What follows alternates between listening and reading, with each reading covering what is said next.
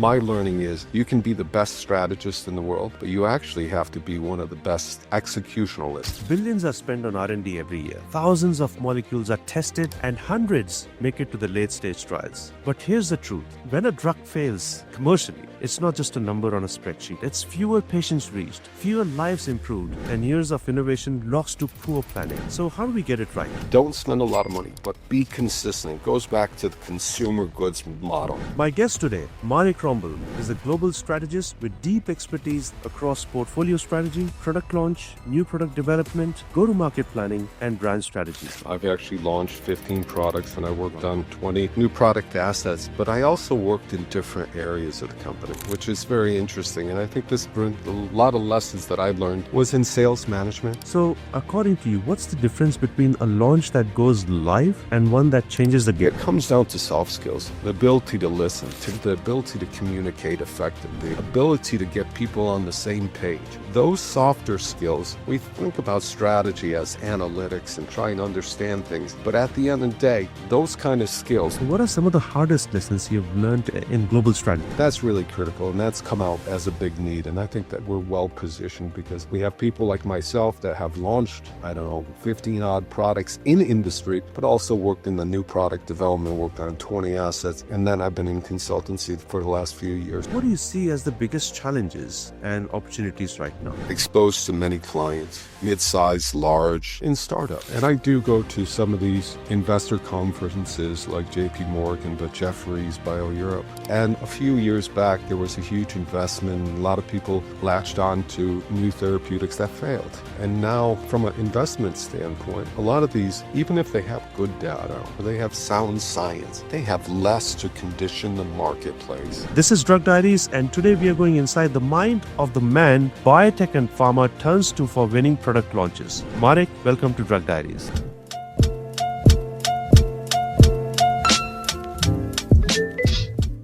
Before we jump into today's episode, I just want to say something from the heart.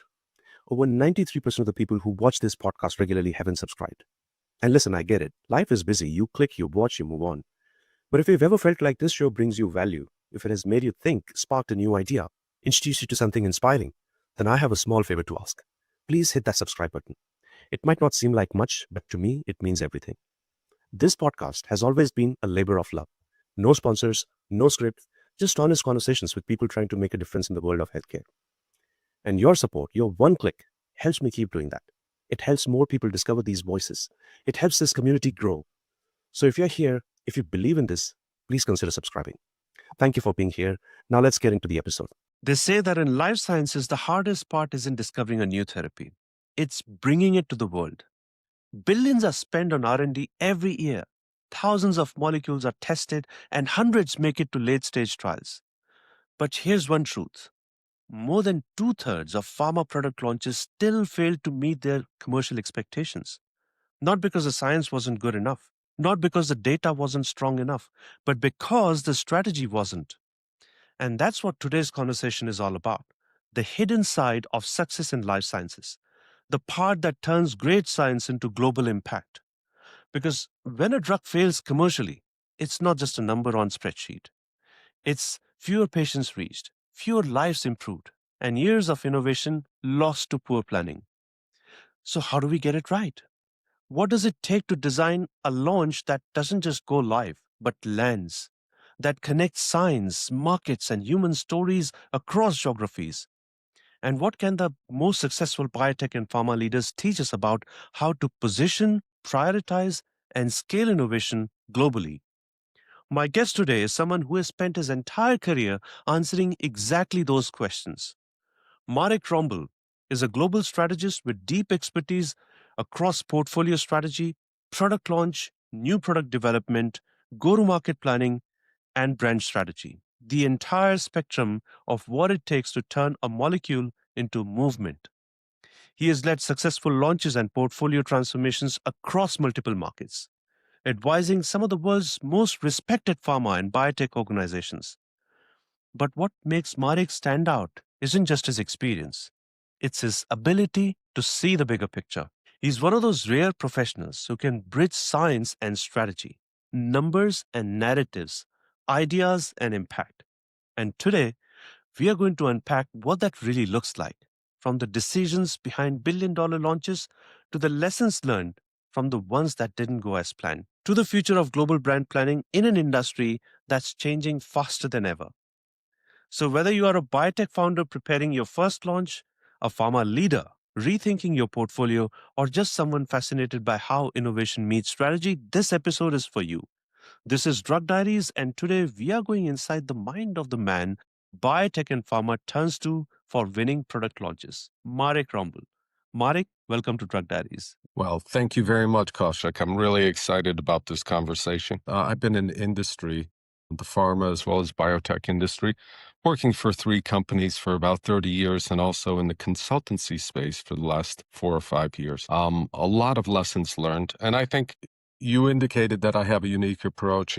I did launch many products. I've actually launched 15 products and I worked on Wow. 20 new product assets, but I also worked in different areas of the company, which is very interesting. And I think this brings a lot of lessons that I learned was in sales management. I led a large learning and development organization that really focused on capabilities in the affiliates as well as the regions and globally from a marketing standpoint, market research standpoint, as well as sales management. And then I was also in medical. So I worked in 6 different functional areas. And when you launch products, it's really one of the key success factors to me is really having a cohesive cross-functional team, whether it be from a regional standpoint, from a global standpoint, for sure, and really integrating the various sort of thoughts from functional areas to have a concrete strategy. And so we'll talk a little bit about the strategy, but the simplification for people that actually execute the strategy is really important. And I really want to touch upon that today. And Marek, beyond the titles and the achievements, there are things that are hidden between the lines. Yeah. So, how would you describe yourself to someone who doesn't know you? As me personally, I think, the environment, and I've seen a big change in terms of the way pharmaceutical companies as well as biotechs sort of market and deliver products. But I've also seen a huge change in the ability of the environment to impact the ways we launch. So I would consider myself as um, someone that is very curious, learning agility, tries to understand, and this is really important, what the other functional partner is thinking about, why it's important. I've had the privilege of working for a company that positioned us in various functional areas, so you got that expertise on the job, and that really is a competitive advantage.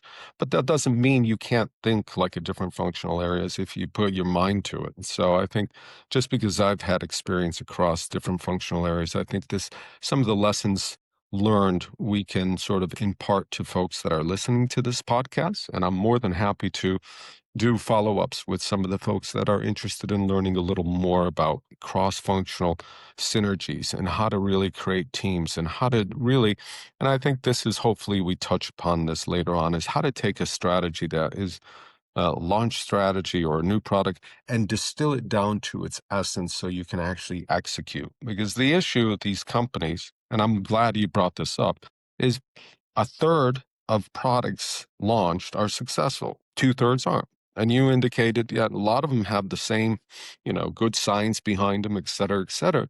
But it's really about translating the data and the strategy to people that actually execute the strategy. So to me, it's about execution, and it really takes the cross-functional team to distill strategy down to its essence so people can actually execute. If it's too complex for the people executing, you confuse your customers. And then you don't have the right patient, the right data, the right time, et cetera, et cetera. And it makes everything, it sort of muddies the water.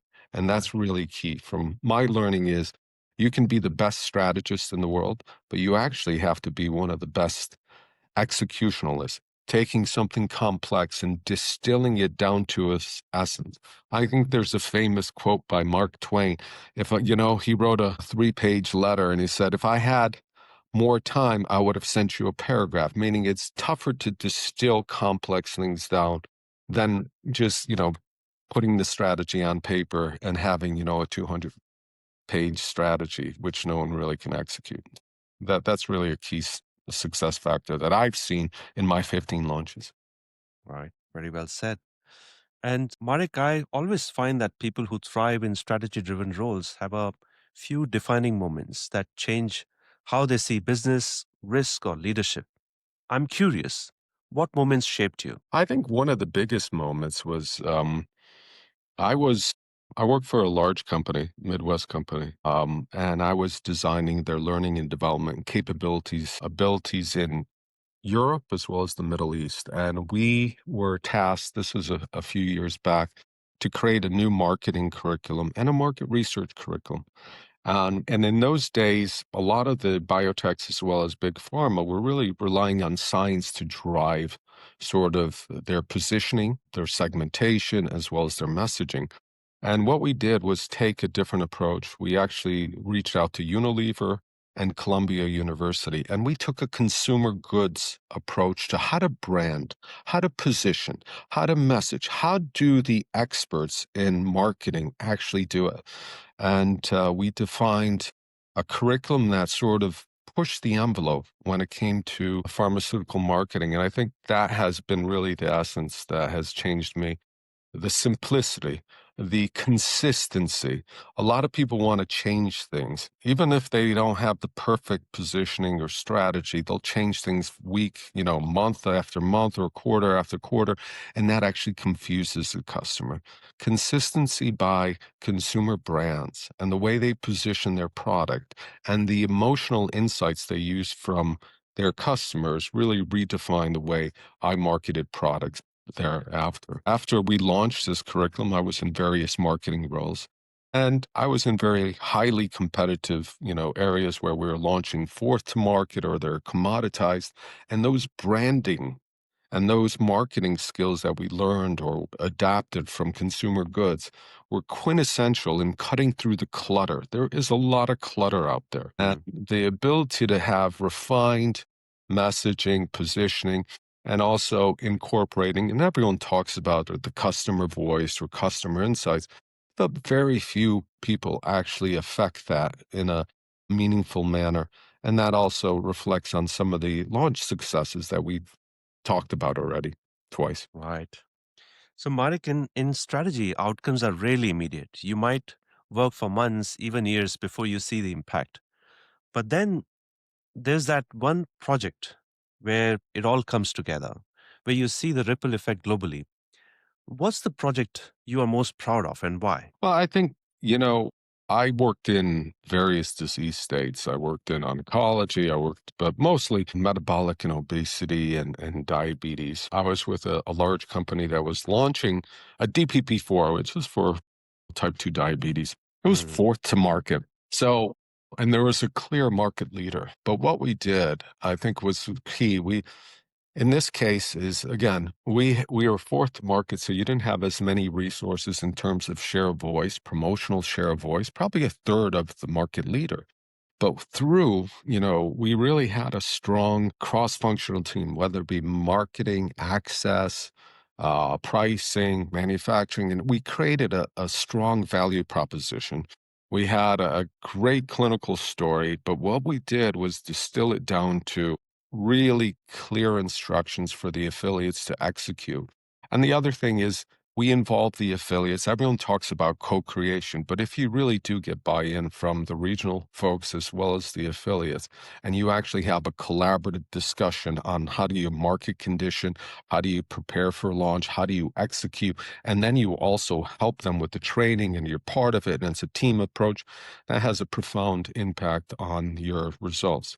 And with any launch, we know that, the launch curve that you get in the first 6 to maybe 9 months, if you're lucky, depending on the market or the therapeutic area, are quintessential.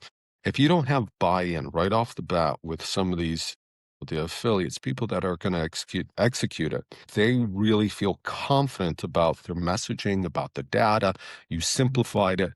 It's very difficult to have success, especially if you're the second, third, fourth to market. If you're coming into a new, method of action, a new therapeutic area that there hasn't been really a standard of care, that's easier. But really good marketers really should embrace and love the challenge of being second, third, or fourth, because there are ways to be successful. And a lot of them really come down to a couple points. You have to have a strong cross-functional team where you listen, people provide input.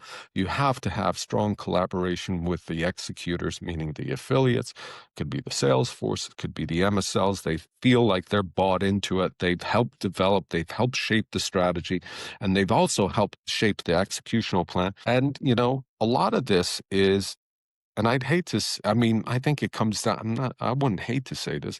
I actually like to say this, is that it comes down to soft skills, the ability to listen, the ability to communicate effectively, the ability to get people on the same page.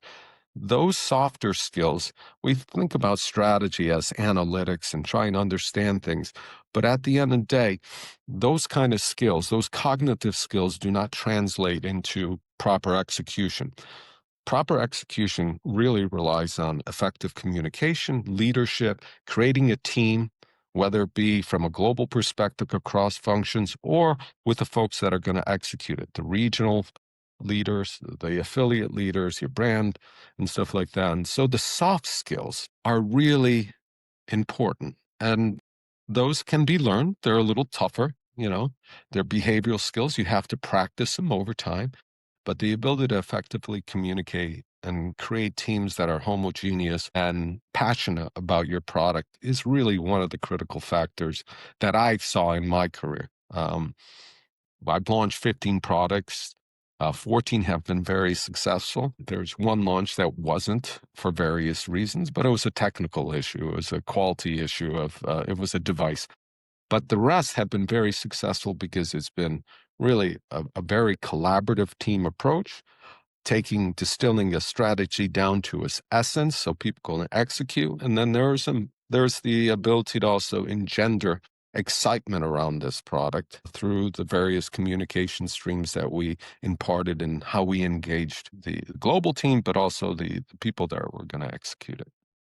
Does that Right. make sense? Yeah, absolutely. I think what you said really resonated with me is that soft skills are really important, and especially in today's era when artificial intelligence has made knowledge and skills ubiquitous. So I think what stands out is the soft skills. What it is are the traits that actually make you human and the human wisdom. So I totally agree with what you just said. And Marek, I've always wondered, why do some launches seem to own the market conversations while others quietly fade, even with similar science behind them? And there's clearly more to it than just timing or budgets. So according to you, what's the difference between a launch that goes live and one that changes the game? Yeah, I think, I actually launched a couple products globally, but a few globally, but also in the US affiliate. I think market conditioning, the ability to what we did is, nowadays, obviously digital has increased. That's a channel that's really increased importance.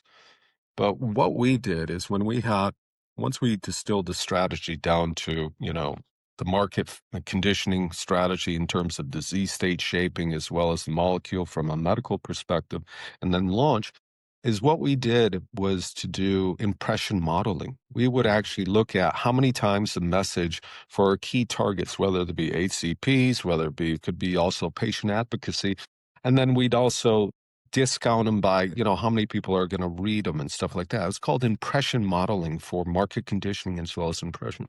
I think that's a systematic approach and saying, are we getting the right message to the right targets before launch? And that's from a medical perspective, et cetera, and from a disease state educational standpoint, but then during launch as well. So key for us was to monitor how many impressions, how many times we're reaching our key customers with our targeted message, but we also had a feedback loop.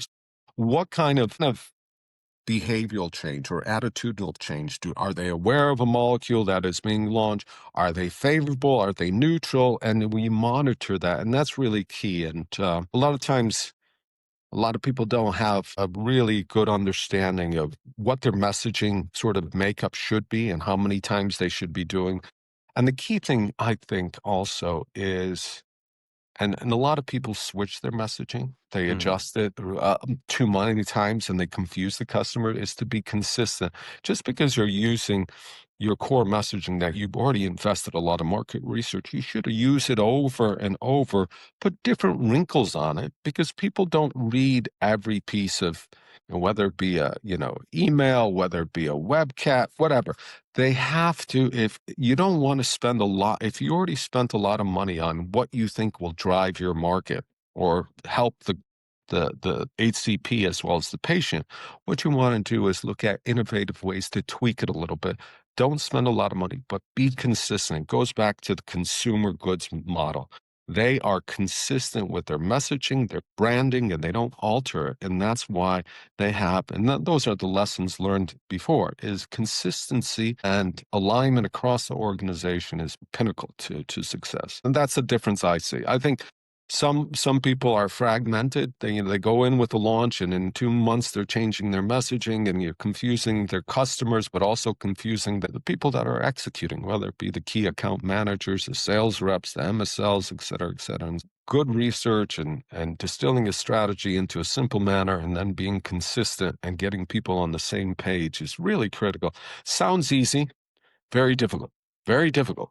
It takes a lot of communication. Well, like we said, the soft skills, it takes a lot of leadership and it takes a lot of listening skills. You want people to buy in, whether it be, the access folks, the medical folks, the sales folks, the affiliate. You have to put something out there. They have to feel that they're part of the process.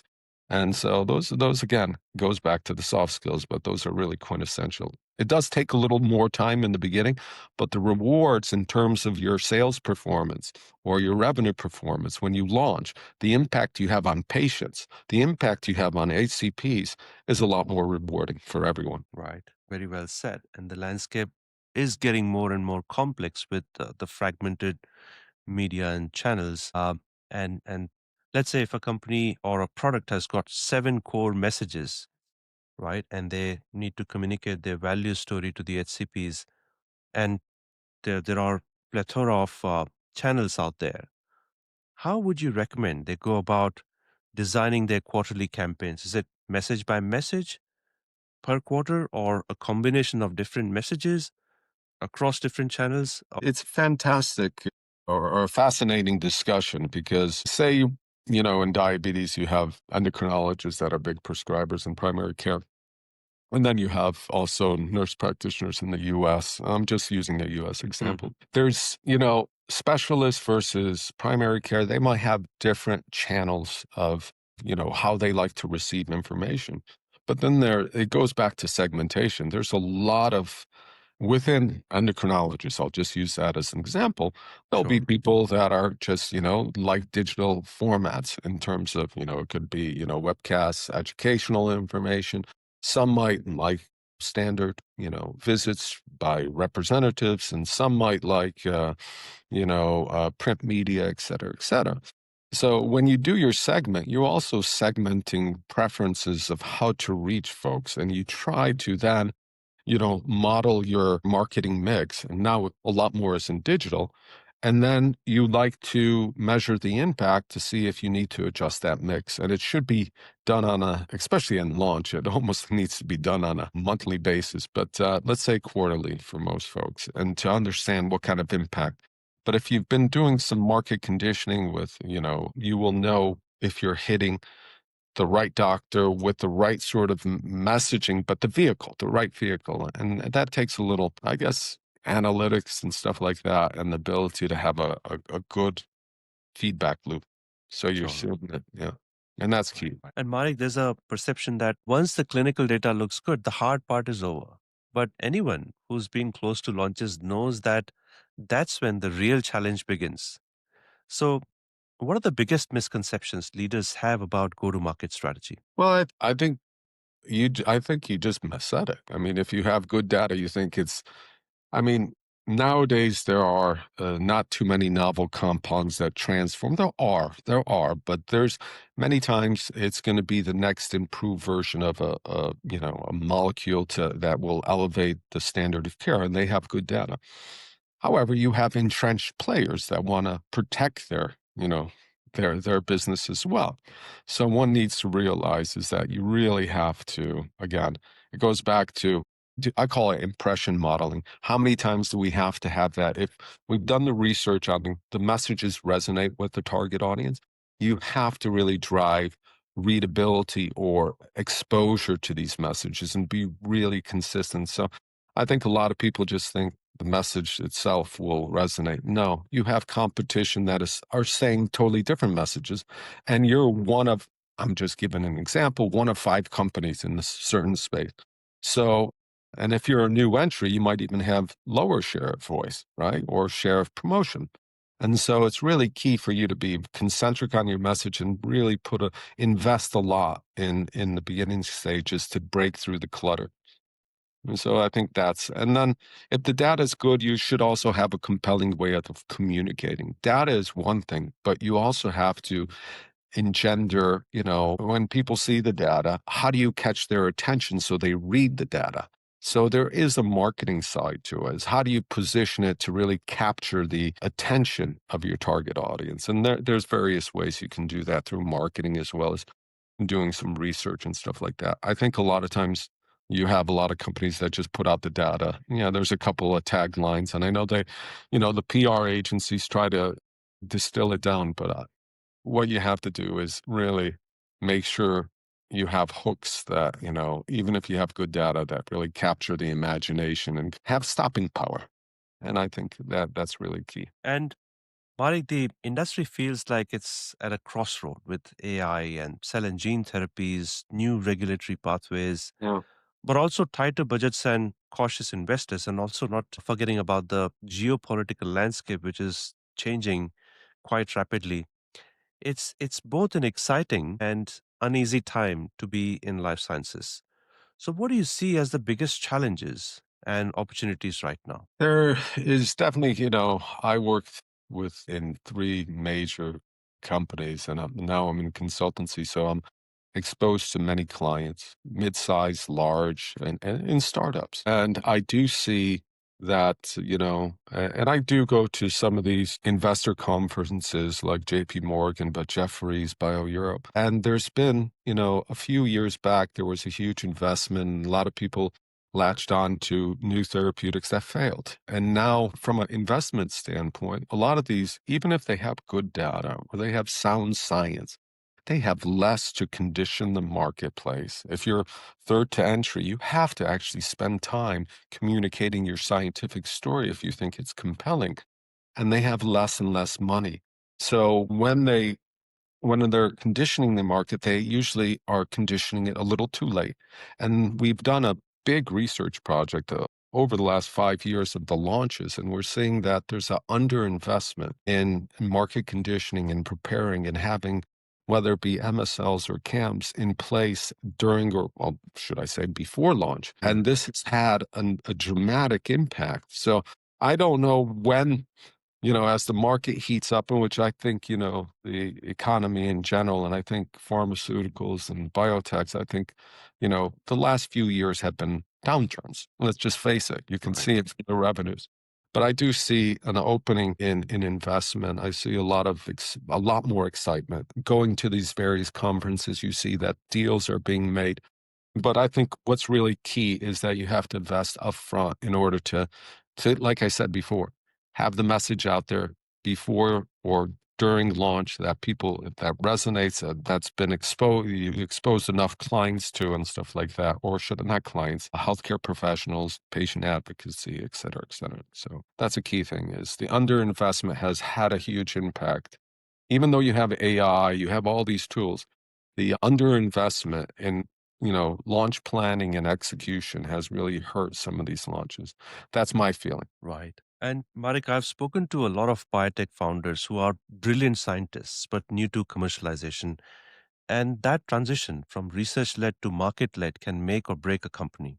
Yes. If you were advising a biotech CEO about to launch their first product, what advice would you give them? Well, I think there's a couple of things. I think, and we didn't talk about that at length, but I think the issue is even if a company is launching their first product, unless it's truly, truly revolutionary innovation, like, like I think Gilead a few years back transformed, hepatitis C. They actually Mm. moved it from a chronic disease to a treatable. That was revolutionary, and everyone can say that. I think the key thing is a lot of these smaller companies, you have a lot of the CEOs are R&D folks, clinicians like Yeah. you have, and they look at efficacy and safety and stuff like that, and they look at things that are sort of paramount to getting a product approved by whether it be EMA or the FDA. But at the end of the day, the success is really about getting payers and access. You have to not only develop a product that might be approved, but if it's not commercially viable, it's very difficult to generate revenues and give the benefit to the patients. So it's key. A lot of times, I don't know if enough research, people talk about it, is done in secondary endpoints in phase two of getting the patient journey and the HCP journey, sort of the insights on quality of life factors that you can embed in your phase two endpoints that can make it more meaningful for patients, healthcare professionals, but also for payers, because they see they can delineate a true value proposition, a clear compelling value proposition. And I think a lot of companies sometimes shortchange the value proposition, and that's really critical. And that takes insights and understanding the market, the patient, as well as the healthcare professional, and embedding it in the phase two, because phase three, it's too late because you already have your endpoints based on phase three. So I think a lot of people talk about it. Mm. I don't know if a lot of people do it. And then you have non-differentiated products that then don't meet their shareholder expectations because there's not enough differentiation. And then the other thing is if you have an incumbent, a market leader, they will use their copious amounts of data, they're on the market, to blunt some of, what you think is interesting. But if you don't really have clear hooks or differentiators, it's difficult to make progress because your share of voice tends to be lower. Right. Very well said. And Marek, we touched upon this very briefly earlier, but brand planning used to be once a year exercise. But now it's almost a living, breathing document with real Yes, it is. time analytics and global competition. It's like steering a ship that's constantly changing direction. Yes. So, how has brand planning evolved and where is it heading now? Uh, I think, like you said, you're right. I think, and this is a good thing, is that people are always reviewing their brand plans. It's not only an annual exercise. People are adjusting things. And I think that's really interesting. And it should be that way because the market is moving fast. The competition is not sitting still. So you need to be a little more nimble and have value. So that's good. I guess the one thing that I still see is brand planning is not just a marketing exercise. It's just not a commercial exercise. Brand plans have an integration of various functional areas. It goes back to the earlier communication. You have a medical strategy. Obviously, there's a firewall, but the data and the way you communicate it, your scientific story should be linked in some capacity to the overall brand, strategic imperatives. And then you have an access strategy or pricing strategy. You have a HEOR strategy. You have a Salesforce strategy.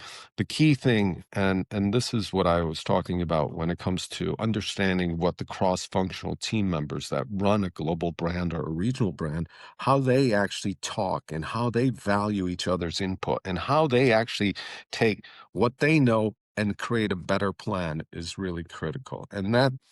And there's, be honest with you, I've seen organizations that do that well, and it's not a lot. I think that's really, because you really have to walk in the shoes of your counterpart, your functional area. And what I see a lot is, everyone's busy and then they start working in silos and they just pitch over, this is our strategy, integrate it. But if you just take pieces and you don't talk Mm. about it, the integration never really, and then you don't really have a strategy that is adds more value to the customer. And the customer could be a payer, it could be a HCP, it could be patient advocacy, et cetera, et cetera. And that all has to come together. But and it goes back to the soft skills. Yeah, absolutely. And Marek, every strategist eventually faces a project that teaches humility, where the plan made sense on paper, but reality had other ideas. So those are often the lessons that stay with us the longest. What are some of the hardest lessons you've learned in a global strategy? I think the hardest lesson is really in the beginning of my career, um, my first sort of portfolio strategy role is that, and it was a global role for anti-infectives for a company in the Midwest. As you know, when you're, starting your career or in the middle phases, you want to really put a mark and I was doing strategy, and I was really pushing, and I thought I would push a revamp and we redid the global portfolio strategy. But in the beginning, I think we're myopic, and I would sort of impose what, from a commercial perspective, I thought the strategy was. And, at the end of the day, the first year, our global strategy didn't have the impact. But after you realize humility of listening and trying to understand what your medical, what your manufacturer, all the various team members, and they started creating the plan and creating, it was a tremendous breakthrough. But in the beginning, when you're trying to move forward, time pressures, you take decisions and you sort of exclude or do not listen as closely as you should. And then you miss some vibrant insights from each functional area to sort of make something that is going to be meaningful because it is a collective strategy. It's not just a marketing or a commercial strategy. It's also, there's other players that have huge impact on the effectiveness and impact of the overall strategy once executed. And failures in this space can be brutal, not just financially, but Yeah. also emotionally. And you're carrying the hopes of patients and investors and teams and corporate expectations. How do you respond to those moments that really defines you as a leader? So when a launch doesn't go to plan, how do you recover? It's a great question, actually.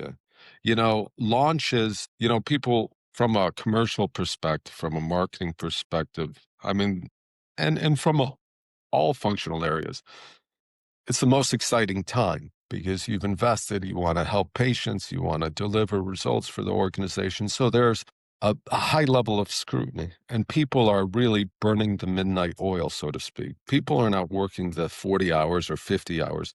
When you're in a launch cycle for the, year and a half before, maybe even 2 years, and to launch, everyone's working like 80 hours. So there's a lot of time, energy, and stuff like that.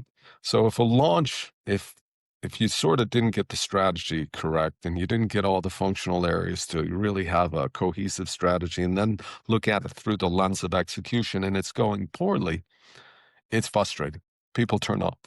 But the key thing, I think, is when you launch, and this was really something I learned. I talked about impression modeling. How are we doing?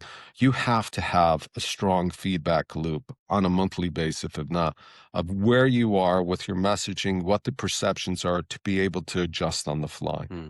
And a lot of times, I don't know, through resources or just time commitments, there's not that fast feedback loop, and the team doesn't adjust, you know, things that they might have not got right. And so I think it's really critical. The way I was effective is to understand where we are at any given point and adjust appropriately and have a team, not just, commercial, but medical, all of us adjusting the strategy, but also the executional plan real time. I think that's key. And if you wait to 6 months or 9 months, Yeah. that ship has sailed. Whatever trajectory you have on launch is going to stay. And you can, at that point, additional investment, you already have a certain perception with the healthcare professionals, with the payers, with the patients. It's tough to overcome that. You're going to spend a lot more money if you didn't have a really good strategy, but also a good feedback loop to adjust when you're, newly into the market. So, Marek, the consulting world often focuses on frameworks and metrics, but behind every great strategist is a set of personal principles that quietly drive their decisions. What personal values guide you when advising clients? Well, before I talk about the personal value, I think it's a great question. One thing I've seen working with companies, and this is becoming a hot issue as well, is people are understanding that even mid-sized, large companies, ways of working, the siloed mentality. So they're asking us to come up with ways of working, how to hear the end user, whether it be an affiliate, brand manager, whether it be affiliate, medical person, et cetera, part of the strategy, or even access. So ways of working. And so ways of working to me, the value, and this goes back to the value, is the ability to be a leader in terms of set a sort of a direction, but more importantly is to listen, is to understand what's going on. And we've repeated, I'm going to repeat myself, what your colleague from medical, pricing, access, whatever, sales is actually thinking what's important to him or her. And the Yeah. ability to listen.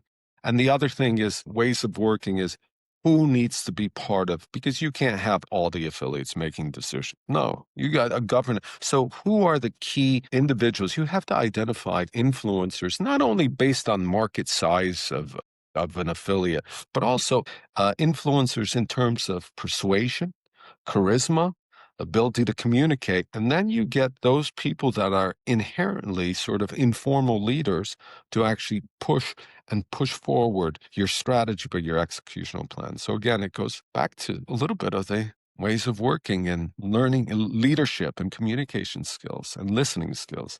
And that takes a little time, but it has a big impact on success of launches. Tremendous impact. So, Marek, people often assume strategy is just about analysis, but great strategy is also about empathy, context, and ability to simplify chaos. What should biotech or pharma leaders know about working with you? Well, I think it's just not me. We have a really strong team here in Zurich for Syneos Health Consultancy, and there's various verticals. I work in commercial, so I do a lot of go-to-market strategy, launch excellence, but we have medical, we have HEOR, and then what's unique about Syneos Health is that we also have an execution division. So we have 10 agency in comms, scientific comms, so we can actually drive not only strategy, we can pull it through to execution, which is that's a unique offering.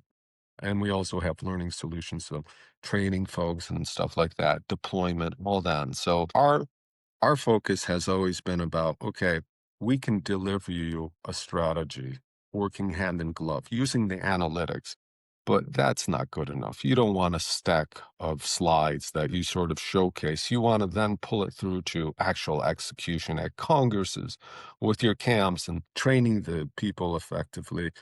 And we have subject matter expert verticals here, and that it's not that I can do everything. It's we have teams and you pass it off seamlessly. And what we're realizing with smaller and mid-sized biotechs is they're also really, there's less resources to do the planning, and they need a company that can take them from A to Z. And Z is actually results. And a lot of consultancy companies play in the A to D, you know what I mean?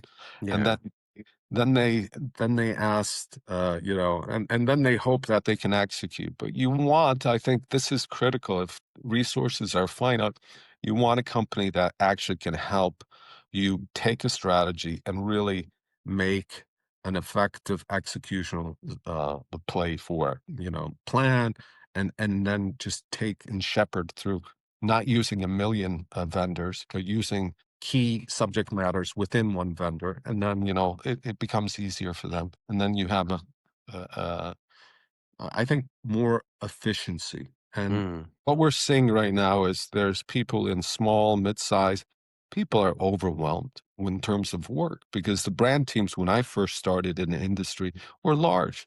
They're a third of the size, if not even a quarter of the size. So people are wearing multiple hats. They're doing a lot of things.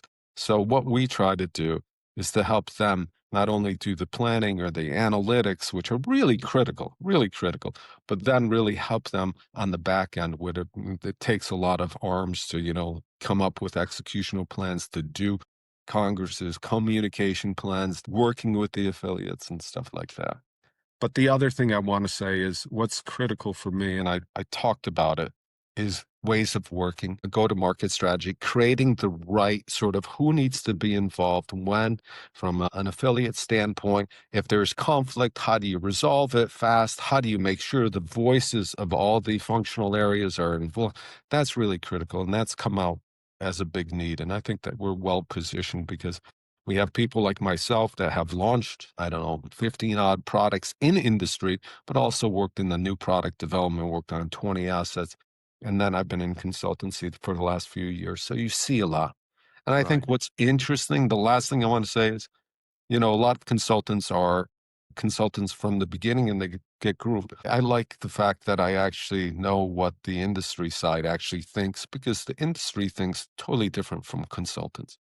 And marrying the industry and the consultancy sort of aspects, standpoints, helps actually deliver more value for, the biotechs and companies that we service. I think that's a really big differentiator. Right. Now, question totally out of the blue and a bit controversial. So, so a lot of the times we see that in the industry, a product goes through years of clinical trials and the product gets approved, it gets launched, it comes to the market. And somewhere down the line, people realize that the data isn't that compelling, the story isn't that compelling, but Yes. still, no one's willing to call out that pink elephant in the room. And Yeah. there's tremendous pressure from the leadership to have conviction in the product, conviction in the story, and just go out there and Yeah. make things happen. Have you ever come across a situation like this before? Well, I think this is what's critical. And one of my companies, we redesigned the way we develop products because what we realized is that many research and development people start on a project or a molecule and there's an emotional Mm. investment. And they continue, although from a commercial perspective, there's not a lot of differentiation. The mistake happened in the phase two, where they didn't have different endpoints. They didn't do the differentiation. They didn't create a value proposition. I'm not saying all is lost, but it's very difficult. It's very difficult, especially with finite resources, to make inroads with a product that is not well differentiated and haven't taken the right steps in making it commercially viable in phase two to phase three. And that's a lot of companies are really focusing on that. But if you come from a small research and clinical perspective, some of these CEOs might not have the perspective of commercial viability versus clinical viability. Those are two different things. Right. And what would you advise to someone who's dealing with this situation right now as we speak? Well, I think it's really critical. People say patient journey and insights and understanding what the patient goes through, healthcare professional, the sort of the treatment modalities. It is really key to invest in research, but it's then try to uncover the insights that can help form your phase two, at least secondary endpoints. The primary endpoints are going to be the primary endpoints. But where are you actually going to have a compelling value proposition for the payers, which is critical for government organizations, healthcare professionals, but also patients? Why would they take your product versus another? What are the secondary? What are the quality of life variables? And that is really key. And so when we work, and we work with many companies on new product development, that's what we try to instill is really a clear value proposition based on insights and do it integrating a cross-functional team, whether it be R&D, medical, as well as commercial folks into the process. And Mark, I always say the difference between a good launch and a great one often comes down to who's in the room when the decisions are made. And you are one of those people everyone would want in the room. So, for those watching who need consulting support, how can they reach you? Well, that's a great question. I work for Syneos Health, and I'm based out of the Zurich office. I'm based in Zurich. I am on LinkedIn, and all my details are on LinkedIn as well. And so you have my telephone as well as email. And we also have on our website our regional office where you can contact. And I guess I don't know if we can share my email to folks in this and my telephone number as sort of a adjunct. Some if people are interested in having a dialogue, and it's a friendly dialogue, right, of where they are and what we see. And it's always nice to have banter between colleagues that wrestle with the same problems.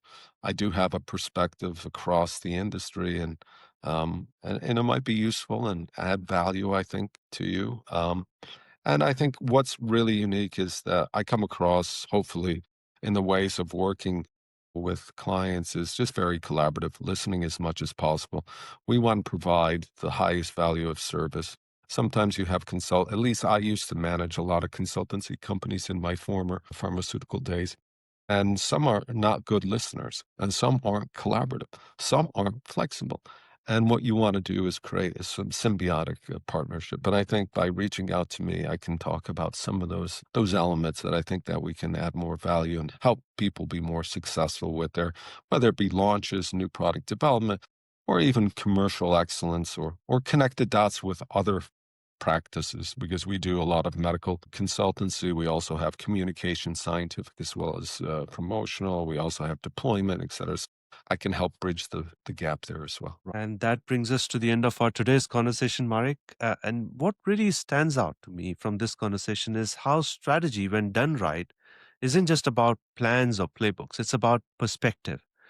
And Marek's journey reminds us that even in an industry driven by science and data, success still comes down to clarity, timing, and the courage to think differently. Whether you are preparing for your first launch or leading a global portfolio, I hope this episode has given you a glimpse into what it truly takes to turn innovation into impact. Marek, thank you so much for joining me on Drug Diaries. Your insights on global strategy, launch excellence, and leadership have been incredibly valuable. And I know our audience will take a lot from this. If you're listening and need guidance on your next product launch, portfolio strategy, or brand planning challenge, Marek is absolutely someone you should reach out to. And as always, thank you so much for tuning into Drug Diaries.